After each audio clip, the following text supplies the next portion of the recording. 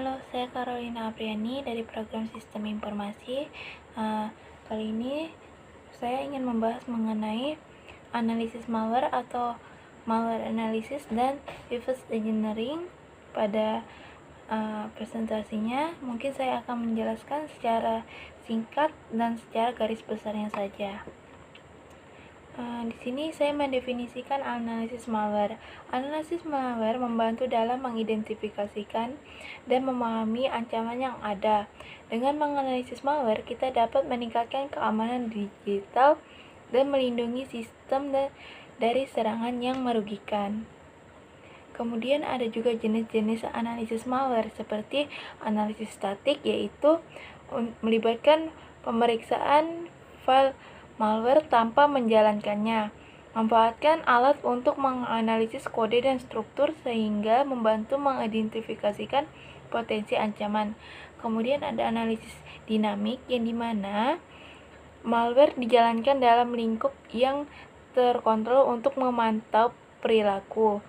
Ini memungkinkan peneliti melihat interaksi malware dengan sistem dan mengidentifikasi aktivitas berbahaya. Serta ada analisis perilaku, yang dimana ini menganalisis tindakan malware secara real time untuk memahami pola dan teknis penyerangannya, memberikan wawasan mendalam mengenai dampaknya pada perangkat dan jaringan. Kemudian ada tahap reverse engineering, yang dimana ada disassembly, yaitu proses disassembly memecahkan kode binar menjadi instruksi yang dapat dibaca, memungkinkan pemahaman lebih dalam tentang instruksi program yang dieksploitasi. Habis itu ada completion. Completion mengubah kode binar kembali menjadi kode sumber, memberikan gambaran yang lebih jelas tentang logika dan fungsionalitas dari perangkat lunak yang dianalisis. Kemudian ada analisis kode, yang dimana analisis kode menilai hasil decomposition untuk mendeteksi pola atau anomali yang menunjukkan potensi membahayakan serta memberi wawasan untuk tindakan mitigasi yang efektif. Kemudian ada peran malware dan malware analysis dan reverse engineering, yang dimana analisis malware itu untuk mengidentifikasi dan memahami ancaman digital yang secara dini, sedangkan reverse engineering yaitu mengurangi perangkat lunak untuk keamanan yang lebih baik. Kemudian ada studi kasus analisis, yaitu menganalisis ransomware. Serangan ransomware telah menyebabkan kerugian besar bagi banyak organisasi. Dengan menggunakan teknik malware analysis dan reverse engineering, kami berhasil mengidentifikasikan dan mengatasi ancaman sehingga mitigasi dapat dilakukan secara efektif. Kemudian ada alat dan teknologi standar industri. Yang pertama yaitu memudahkan analisis malware secara efektif. Kedua, digunakan untuk mendekompilasi kode perangkat lunak. Kemudian yang ketiga, membantu dalam memantau jaringan secara real time. Dan yang terakhir, yang keempat, menjadikan analisis statis dari perangkat lunak. Kemudian tantangan dan tren masa depan. Yang pertama yaitu kompleksitas malware. Malware semakin beragam dan canggih dalam teknisnya sehingga membuat ancaman yang semakin rumit dan sulit untuk kita pecahkan.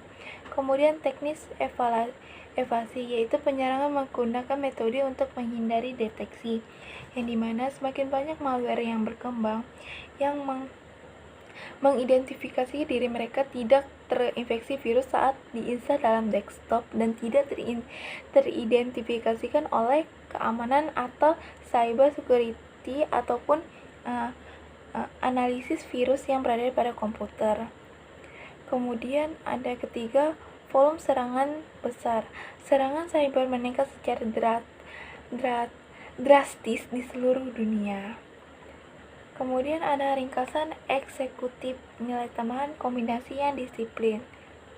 yaitu menggabungkan analisis malware dan reverse engineering, memberikan pendekatan yang lebih komprehensif dalam memahami ancaman cyber, meningkatkan kemampuan mitigasi, serta memperkuat pertahanan sistem keamanan digital.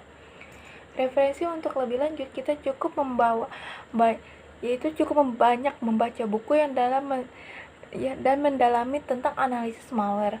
Kemudian sumber online, sekarang sudah banyak kelas-kelas online, kursus online yang disediakan secara gratis ataupun berbayar untuk mempelajari malware analysis dan juga reverse engineering.